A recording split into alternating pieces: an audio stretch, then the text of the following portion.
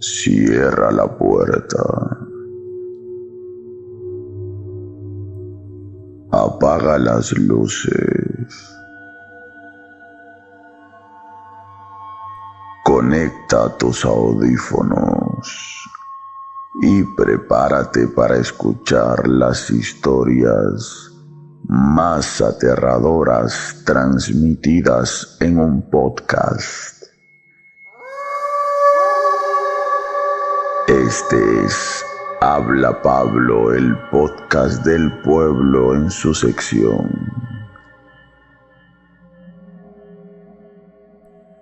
Historias para no dormir. Si esta noche no tienes ganas de dormir, este podcast es para ti.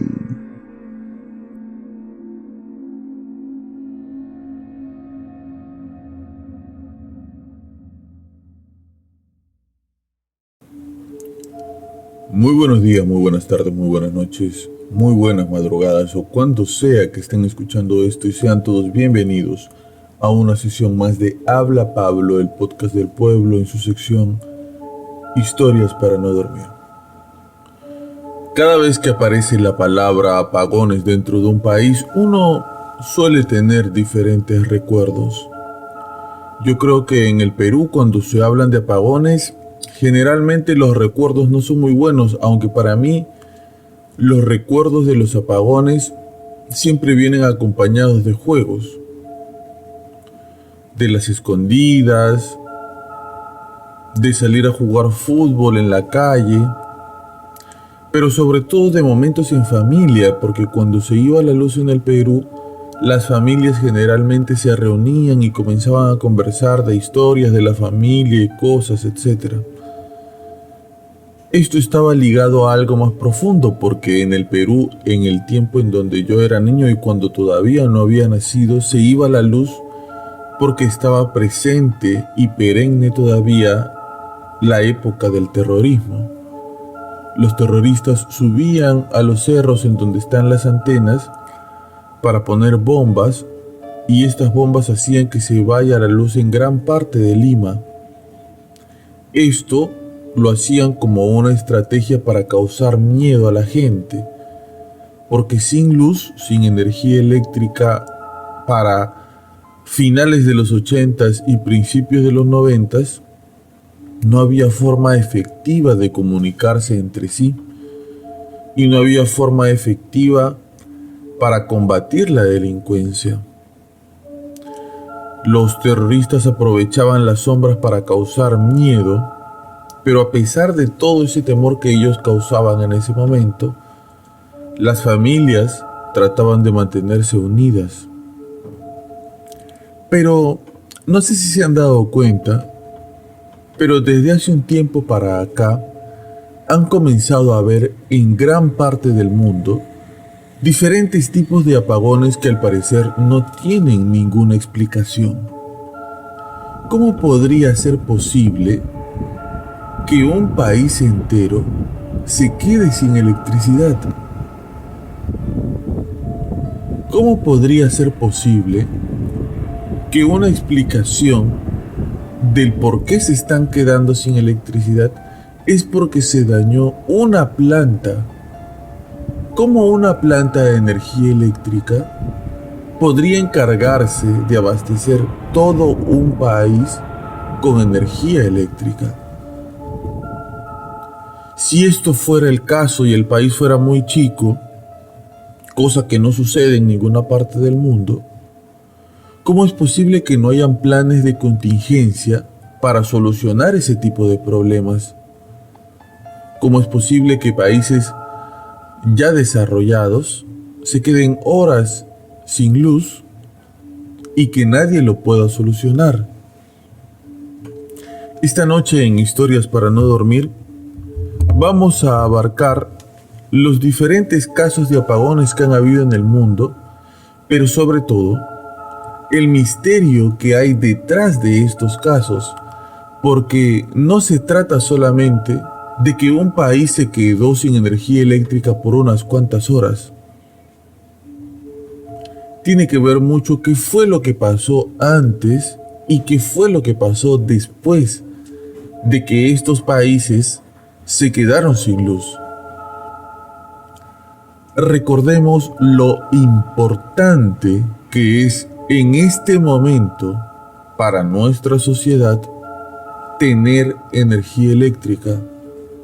Quizás estemos en la época en donde más se necesita la energía eléctrica para vivir, para cargar los celulares, para prender la computadora, para usarla para cocinar, para hervir agua, para hacer arroz. La energía eléctrica se utiliza para ver las noticias de la televisión, para estar informado. Pero también es importante la energía eléctrica para no vivir en la oscuridad. ¿Tú te imaginas cuánto tiempo tardaría el mundo en entrar en caos sin tener energía eléctrica? Vamos a repasar estos múltiples casos de apagones y quizás al finalizar este podcast te des cuenta de un patrón y te des cuenta que esto no solamente se trató de la falla de una planta de energía eléctrica. Al finalizar este podcast quizás te des cuenta que esto no solamente se trata de una tormenta solar, de una falla humana, de un interruptor que se bajó e hizo que todo un país se quede sin luz. Quizás cuando termine este podcast te des cuenta que se trata de algo más.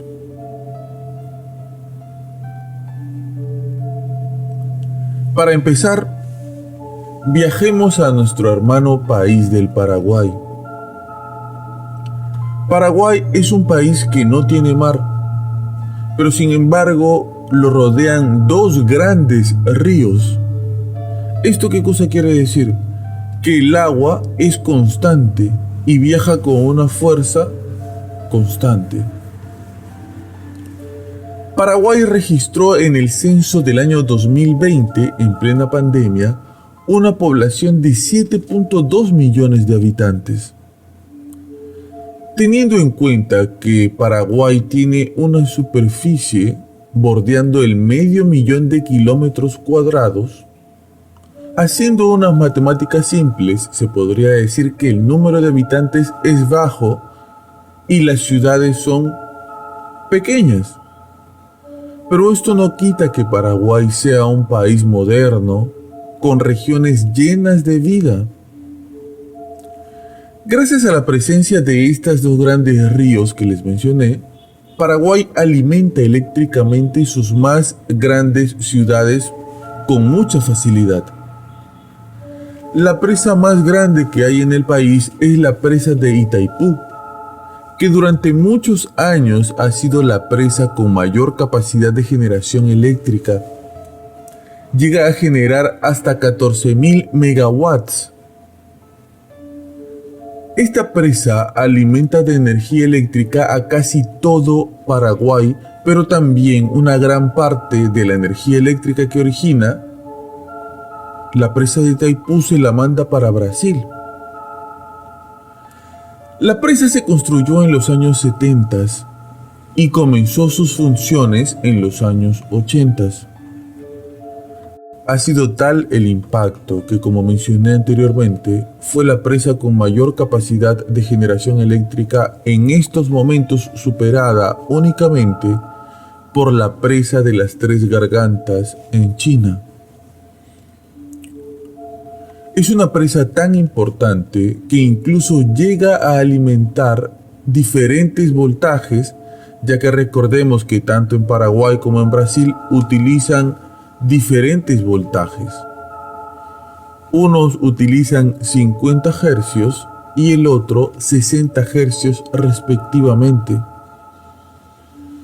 Ahora les voy a pedir que imaginen toda la logística de sistemas de distribución que debe haber en una presa como esta.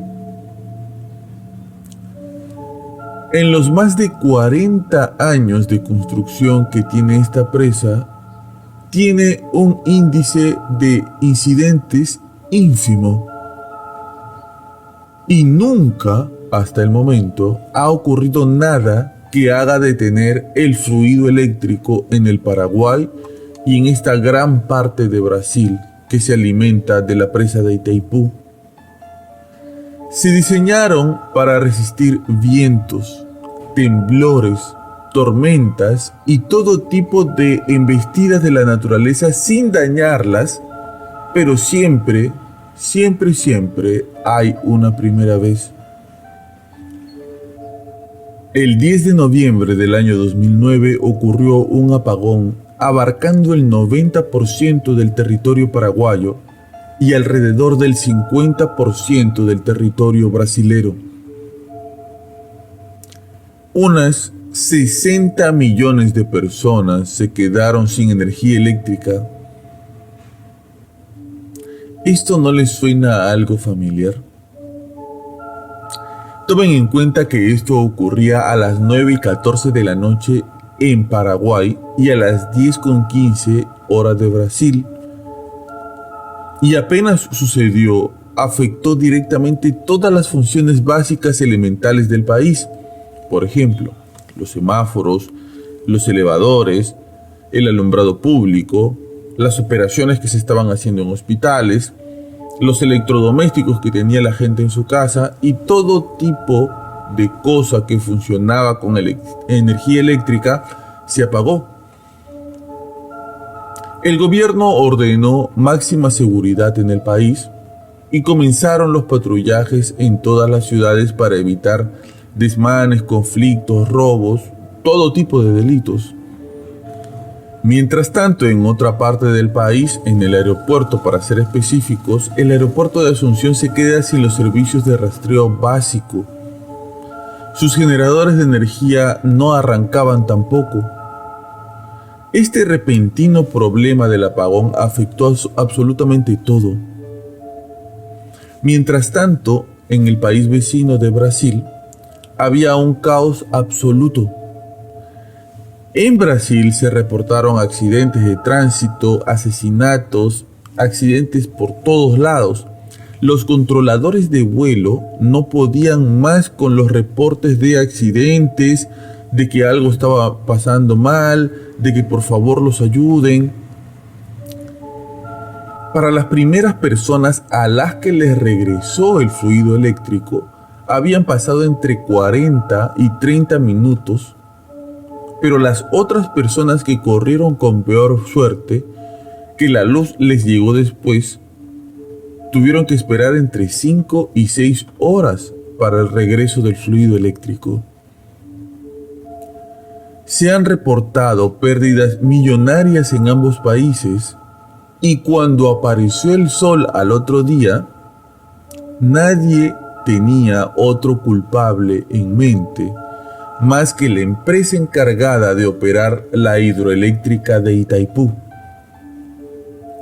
La empresa se llama la Binacional Itaipú y esta empresa tiene capital directamente paraguayo, brasilero, estadounidense y de otra cantidad de países más. Ellos eran los encargados de operar la hidroeléctrica, así que hacia ellos fueron todos los cuestionamientos. Cuando llegaron a la empresa, ellos dijeron que no había sido falla de la hidroeléctrica.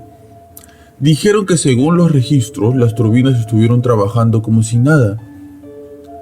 Todo el tiempo hubo generación de energía hasta que la suspendieron porque dejó de haber transmisión y así se pondrían en riesgo los equipos de la hidroeléctrica. Luego acudieron a las personas encargadas de armar el cableado de la energía eléctrica y les dijeron que ellas eran las culpables. Pero ahí se dieron cuenta que las redes van por vías diferentes. están separadas las unas de las otras. Unas van hacia Brasil y otras hacia Paraguay. No son las mismas. Todo esto comenzó a generar nada más y nada menos que más preguntas. Porque entonces, ¿qué fue lo que falló? ¿Cómo es que dos países, tomando en cuenta la dimensión de Brasil, quedaron sin luz? Mientras todo esto se investigaba, el gobierno de Paraguay y el gobierno de Brasil salieron a dar las mismas declaraciones diciendo que esto se trató de un inusual fenómeno atmosférico que afectó la región de Foz. La región de Foz es donde se encuentra exactamente la hidroeléctrica, y eso fue lo que dañó las redes. Cuando les preguntaron cuál fue este inusual fenómeno atmosférico, respondieron que una fuerte tormenta eléctrica afectó las redes. Ahora, tomemos en cuenta que estas redes han soportado 40 años este tipo de fenómenos atmosféricos y más. Incluso para la fecha en que todo esto ocurrió, el 10 de noviembre del 2009, no hubo tormentas en la zona. Era verano. Entonces, la versión que da el gobierno paraguayo y brasilero no tiene mucho sentido. Mientras la investigación avanzaba, se descubrió que un sistema automático de protección de redes se había activado y había desconectado todo. Pero esto resultaba aún mucho más misterioso, porque estos sistemas automáticos existían uno por cada red. ¿Qué cosa quiere decir esto? Pues que lo que sea que haya ocurrido, había desactivado simultáneamente todas las redes, cosa que no tenía ningún tipo de lógica. Después de estas primeras declaraciones sobre la tormenta eléctrica que supuestamente provocó el apagón, nadie más declaró nada sobre este hecho. Al día siguiente, un caos para las personas que vieron los verdaderos daños que esto había causado en sus hogares. En este punto, me imagino que tú te debes estar preguntando, entonces, Pablo, ¿qué fue lo que pasó? ¿Por qué estamos relatando todo este tema de los apagones, al parecer fortuito, si hoy sábado la sección se llama Historias para no dormir? Esto debería tener un poco de misterio, ¿no? Debería tener algo oculto dentro de la historia que nos estás contando. La verdad es que sí. Pero antes, quisiera que escuchen esto. En el mes de septiembre de ese año 2009, 2 meses antes del apagón, algunos empleados de aduanas de Hernandarias, una ciudad muy cercana a Itaipú, estaban en la madrugada controlando el tráfico que se hacía entre Brasil a Paraguay, tratando de observar que no se lleve nada por contrabando. Estos trabajadores de aduanas, mientras estaban haciendo su trabajo, reportaron algo bastante extraño. Los empleados se dividían entre policías, militares, aduaneros y diferente tipo de personal que trabajaba en ese momento, y comenzaron a ver una luz que no era algo que veían todos los días. Recordemos que los aduaneros en esta zona del país son personas que están acostumbrados a ver todo tipo de cosas y todo tipo de métodos que utilizan los delincuentes para traficar. Sin embargo, la luz que vieron ese día no la pudieron identificar. Era una luz de un color anaranjado intenso que parecía flotar. En medio de la discusión, algunos decían que parecía un avión, otros decían que parecía un helicóptero, pero lo extraño era que no emitía ningún tipo de sonido. Tampoco parecía una máquina construida. Era demasiado grande incluso para ser un avión. Simplemente era una bola anaranjada que estaba flotando en el cielo. Después de 15 o 20 minutos, ya hay un grupo diverso de personas que son testigos de estos hechos, mirando esta luz, discutiendo sobre lo que en realidad es.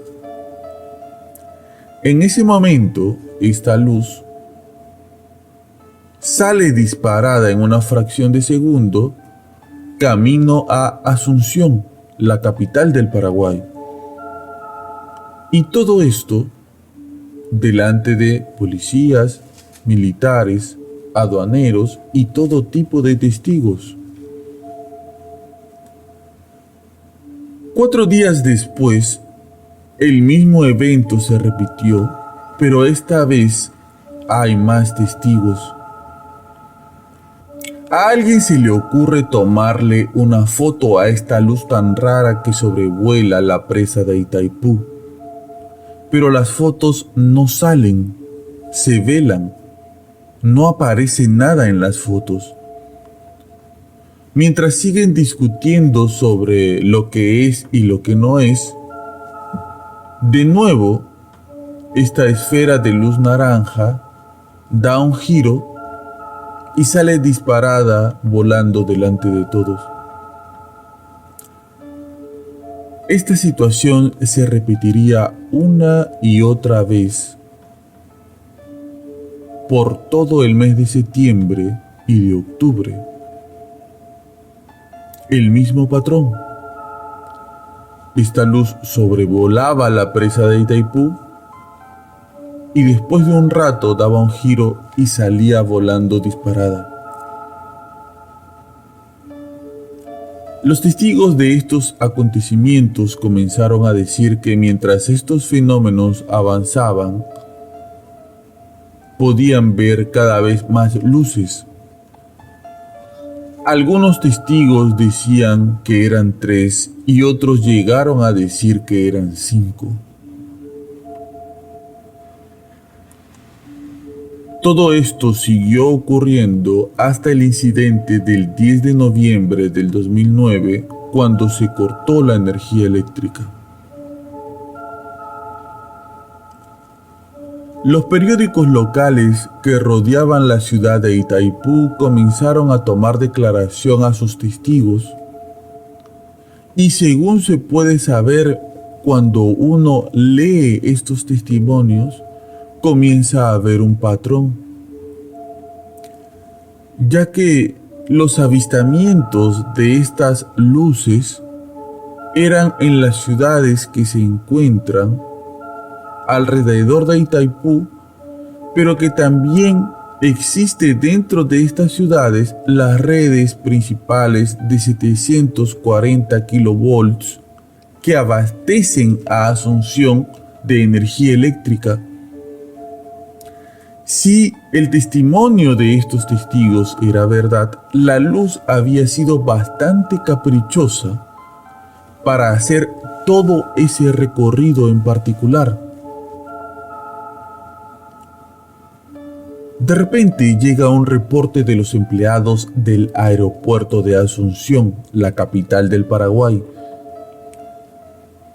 Ellos decían que veían algo que venía del norte.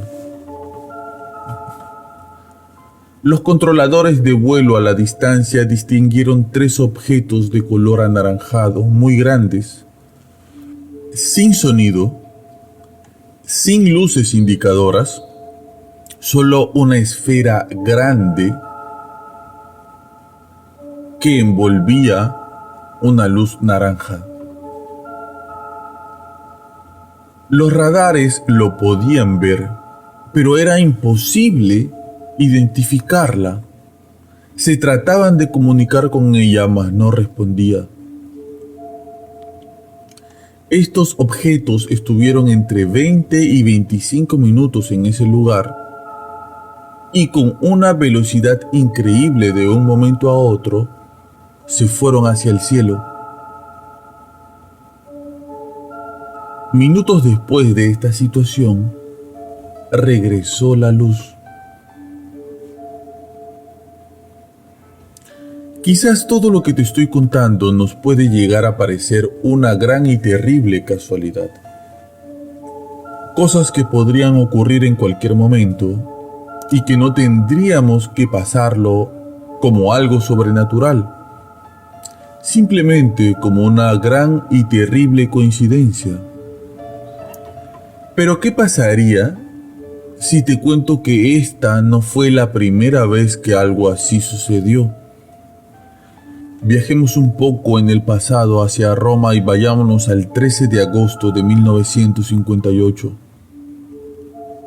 Ese día, en ese año, Roma se apagó totalmente. Tomemos en cuenta que según se reporta sobre lo que pasó esa noche en Roma, no hubo tormentas, el cielo estaba totalmente despejado. Y algo que parecía bastante curioso es que minutos después del apagón, algunos testigos pudieron ver ciertos objetos que brillaban en el cielo en formación de triángulo, aproximadamente a unos 5.000 metros por encima de Roma. Después que se fueron estos objetos, la luz eléctrica regresó.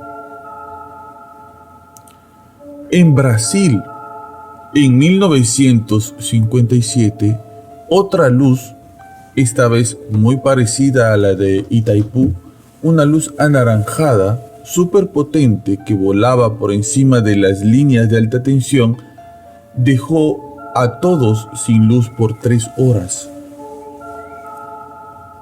El 9 de noviembre de 1965, todo el servicio eléctrico de Nueva York colapsó. Todo se apagó. Millones de luces se apagaron de golpe. Los semáforos murieron. El metro se detuvo en los túneles y más de 30 millones de personas quedaron sin electricidad en toda la costa noreste de los Estados Unidos y Canadá. La versión oficial fue que un disyuntor defectuoso en la estación de Ontario había enviado una señal errónea que se expandió en cadena. Pero la magnitud del apagón hizo que muchos desconfiaran de esta versión. Hacían una pregunta bastante coherente. ¿Cómo es posible que un solo interruptor pueda dejar sin luz a toda la capital financiera del mundo?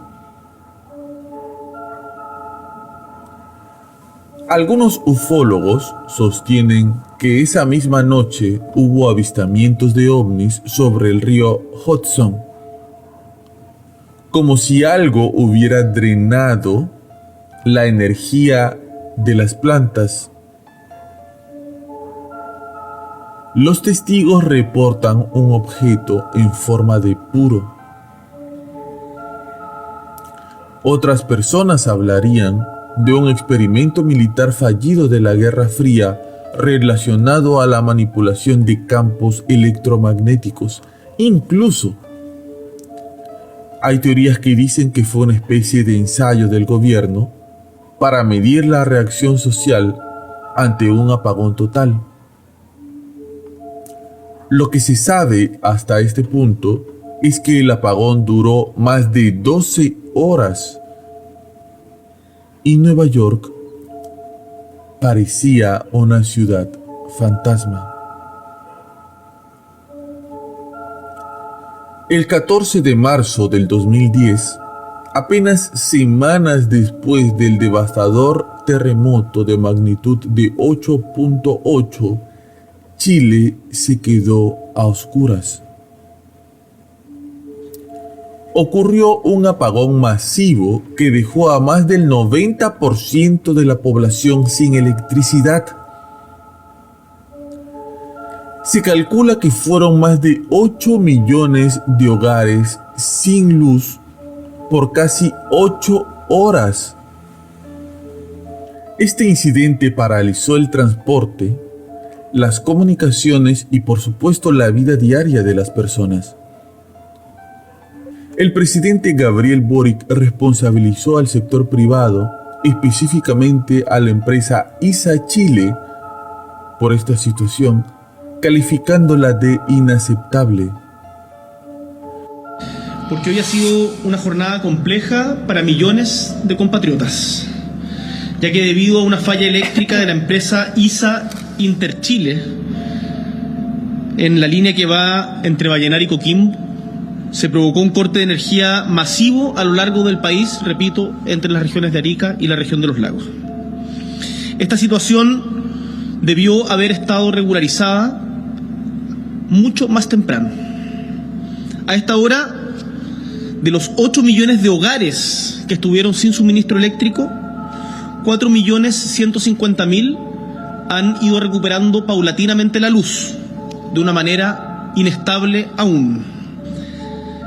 La reposición que se ha ido dando parcialmente es una buena noticia, pero hay que ser muy claros en que lo ocurrido hoy nos indigna, porque no es tolerable que por responsabilidad de una o varias empresas se afecte la vida cotidiana de millones de chilenos y chilenas. Y por lo tanto, es deber del Estado de Chile hacer valer esas responsabilidades. Pero ahora, como bien dijo el ministro Pardovo en un punto de prensa anteriormente, toda nuestra energía está puesta en que las empresas cumplan con la recuperación del sistema y con que se dé la luz en todo el territorio nacional. Ahora, por parte del gobierno, tenemos el deber de garantizar la seguridad de las personas. Por ello, tal como informó previamente nuestra ministra del Interior y Seguridad Pública, Carolina Toá, tomé la decisión de decretar estado de excepción por catástrofe entre la región de Arica y Parinacota hasta la región de los lagos. Además, un toque de queda en las mismas regiones a partir de las 22 horas de hoy y hasta las 6 de la mañana del miércoles. Si bien sabemos que en algunas comunas, en algunos sectores ha ido volviendo la luz paulatinamente, es fundamental que todos y todas actuemos con responsabilidad porque la situación aún es inestable. Y por lo tanto, les pedimos encarecidamente que sigan las indicaciones de las autoridades hasta que las empresas solucionen completamente esta situación y nosotros, como gobierno, vamos a estar encima de ello a todo momento. El gobierno declaró que el corte fue provocado por una falla en una línea de transmisión de 500 kilovolts en la región del Maule, la misma zona afectada por el sismo. El gobierno decretó estado de emergencia y toque de queda para mantener el orden, con medidas un poco más estrictas en la región metropolitana. A pesar del caos causado en transporte, en banca, en minería, en hospitales, no se reportaron actos vandálicos ni accidentes graves. Este fue el primer gran apagón posterior al terremoto, cuando la población aún vivía con miedo y desconfianza. Este apagón afectó desde Atacama hasta Araucanía, dejando sin luz a casi todo el país. Algunos testigos afirmaron haber visto destellos en el cielo minutos antes de que se fuera la electricidad. Algo muy parecido a lo que ocurrió en el terremoto que hubo en Perú. Lo que siguió al movimiento telúrico es algo pocas veces visto en el firmamento capitalino. Una serie de destellos iluminaron el cielo previo al corte total de la luz y al inicio de varios focos de incendio. Algunas personas creen que no fue una simple falla técnica, sino parte de las consecuencias electromagnéticas que dejó el terremoto, como si la Tierra aún estuviera liberando energía. Otros sostienen que fue un sabotaje interno para desestabilizar el nuevo gobierno de Sebastián Piñera, que recién había asumido. Y en el terreno conspiranoico, algunos lo vinculan con el experimento HAARP, este famoso programa de los Estados Unidos sobre manipulación del clima y energía que habría tenido relación con el terremoto y posterior apagón.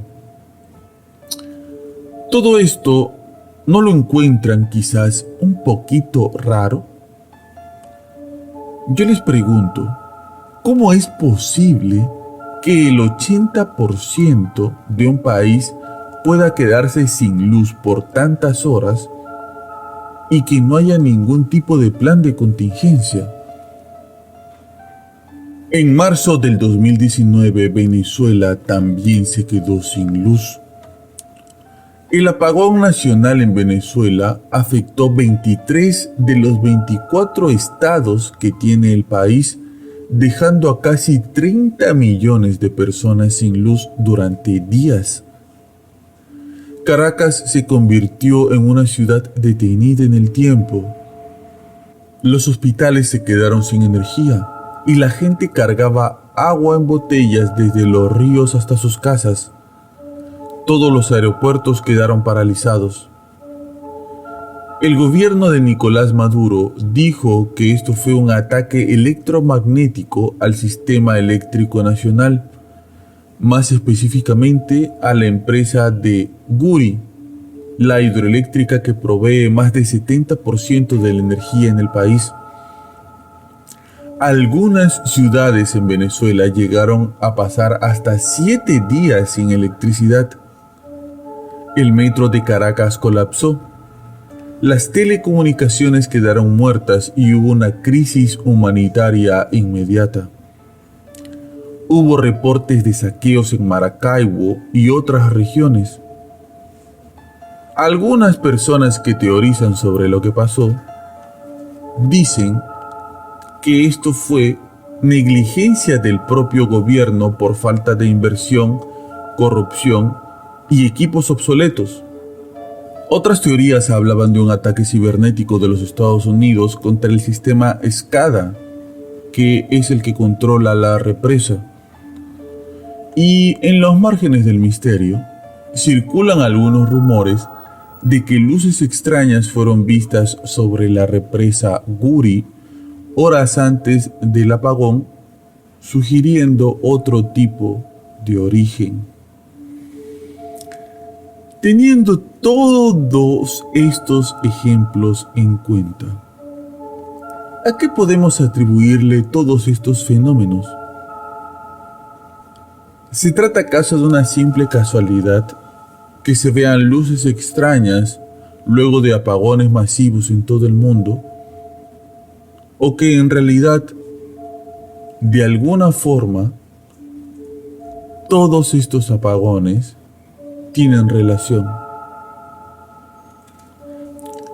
Vamos a hacer un ejercicio por un momento. Si esto no se tratara solamente de casualidad,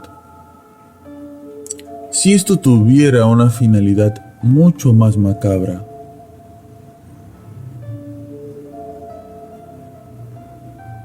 ¿a qué me refiero? ¿Y si esto lo hicieran a propósito? ¿Y si esto se tratara de una especie de ensayo? Un ensayo para ver hasta dónde dependemos nosotros de la electricidad. ¿Se han puesto a pensar ustedes qué sería de nosotros en estos momentos sin la electricidad? ¿Qué haríamos nosotros sin poder comunicarnos por un celular? ¿Por dónde están escuchando ustedes en este momento el podcast? ¿Cómo podríamos tener noticias de lo que pasa a nuestro alrededor, por televisión o por internet, si no tendríamos luz eléctrica? En esta era ¿cómo haríamos para existir si no estamos conectados? Yo sé que cuesta un poco creer, ¿no? Quizás es un poco jalado de los pelos y aún así sigues creyendo que todo esto se trata de una gran coincidencia y podría ser. Solamente estoy exponiendo una teoría y una idea, pero ¿sabes qué? Todo esto suena demasiado conspiranoico, ¿no? Te doy la razón. Vamos a calmarnos un poco de las teorías conspiranoicas y vamos a tomar conciencia de lo que en verdad puede estar pasando. Entonces, olvidemos todo lo que hemos estado comentando esta noche. Pero antes de olvidarlo, me gustaría que te enteres de algo. Déjame terminar con esto.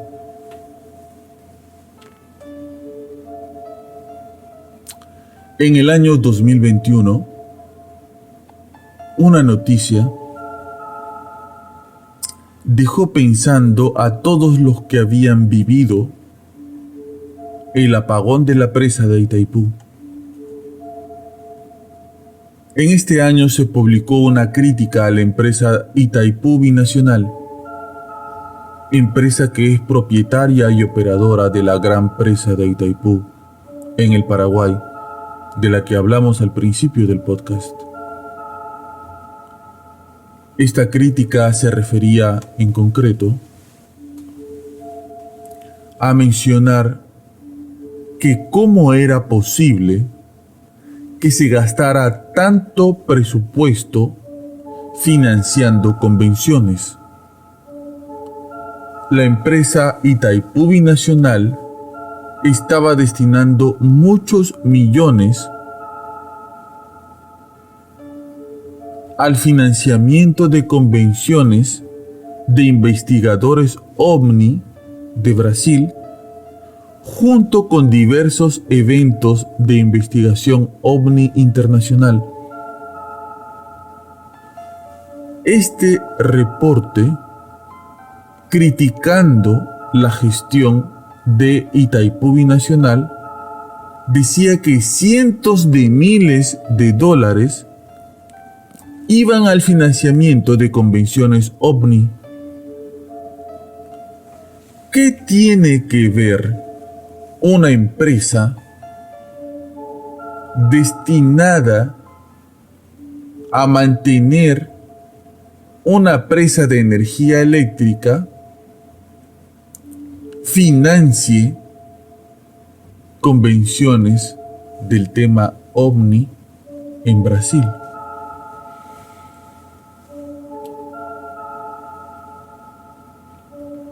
Bueno, eso te lo dejo a tu criterio. Y muy bien, muchísimas gracias por acompañarnos y por estar aquí en esta historia para no dormir sobre el misterio de los apagones en el mundo. Sea casualidad o sea misterio, todo esto será motivo de otro podcast. Y muy bien, muchísimas gracias por acompañarnos y estar aquí en este tema de los misterios de los apagones en el mundo. Han habido otro tipo de apagones en otras áreas del mundo también misteriosos. Recordemos que hace poco hubo un apagón en Chile, recordemos que hace poco hubo un apagón en España, y todos los testigos de estos apagones en diferentes partes del mundo que han sido recientes han reportado algunos testimonios misteriosos que no los hemos incluido en el podcast de hoy porque no tienen todavía una fuente fidedigna. ¿Se trata de una casualidad? ¿Simplemente las presas o errores humanos dejan sin luz a todo un país? ¿Se trata de experimentos del propio Estado para ver cómo nos maneja? ¿Se tratan de experimentos del propio Estado para ver cómo nos manejaríamos en momentos de crisis? ¿Se trata de un arma moderna de otros países para desestabilizar gobiernos? ¿O se trata de luces en el cielo que por alguna razón los campos electromagnéticos que las rodean pueden llegar a dejar sin luz a países enteros? No lo sé. Me gustaría que lo dejes en los comentarios y que nos digas cuál es tu versión de los hechos. Y sobre todo, que no te dejes llevar por lo que te decimos aquí, sino que tú mismo, con la información, saques tus propias conclusiones. Recuerda por favor que este tipo de contenido lo hacemos para acompañarte, para que estemos juntos y para que no te sientas tan solo o tan sola. Así que pon historias para no dormir mientras estás trabajando, mientras estás haciendo las cosas en la casa, mientras necesites un momento de compañía, quizás incluso antes de ir a dormir, para acompañarte. Sí, recuerda también que estamos toda la semana sacando contenido. Sacamos clips de los podcasts antiguos para que los puedas ver. Sacamos también qué hubiera pasado si. La otra semana vuelve qué hubiera pasado si. Los jueves sacamos Iceberg y los viernes la radionovela que ya está a punto de terminar. La radionovela es Soy Leyenda. Y los sábados, como siempre, como todos los sábados, historias para no dormir. Déjanos en los comentarios qué temas sugieres para hablar en esta sección y por favor ten en cuenta que lo más importante en estos temas siempre será tu opinión objetiva y personal de lo que en realidad está pasando. Esto fue Habla Pablo, el podcast del pueblo en su sección Historias para no dormir.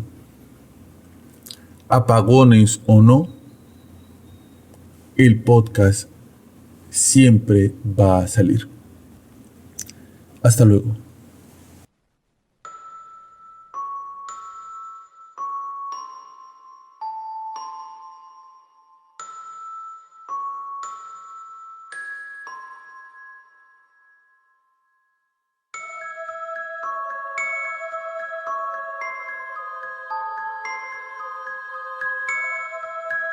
Quiero enviar un agradecimiento especial a todas aquellas personas que se han suscrito al canal mediante el botón unirse, a las personas que nos envían donativos cuando el podcast está saliendo en vivo mediante su superchat y todas aquellas personas que están comenzando a donarnos mediante el código QR.